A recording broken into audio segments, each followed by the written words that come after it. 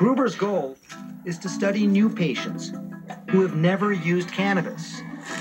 Our goal was to look at these folks before they started using medical marijuana, and then 3 months in, 6 months in, and a year. Primarily to look at frontal executive functions, because that's really the big question. That question, how does medical marijuana impact brain function longer term? And all I want you to do is name the blocks of color for me as quickly as... Before and after they start medicating, patients will take cognitive tests. Green, red, purple, green, red. And here's what's revolutionary. They're going to have their brain scanned to chart the change. For the first time, we will see what your brain looks like on weed. Nearly half the country now has medical marijuana laws on the books. Right. This is happening, and yet one of the most fundamental questions remains unanswered. Right. That's what you're trying to do. I'd like to see what it looks like from beginning to the end.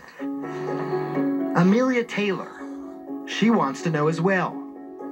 34 years old, mother of 3. She lives in the suburbs of Boston.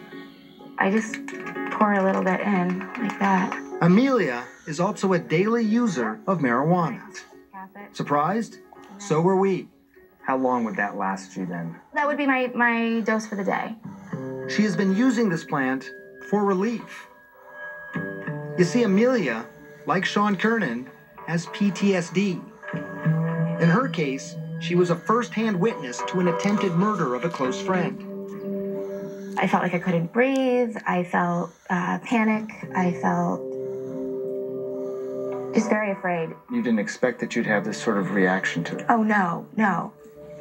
A reaction that turned her into a hermit, sheltered in her house, her bed, absent from her life as a wife and a mother. I felt like my mind was being held hostage. Were you suicidal? I can't say I didn't feel that way. Like so many we've heard from before, the potent drugs prescribed for her didn't help. That's how I came across the cannabis, because I felt like I had tried so many things to no avail. Church-raised and homeschooled, Amelia was taught that marijuana was evil. What do you have that helps just like during the day for anxiety? But now she decided it was necessary.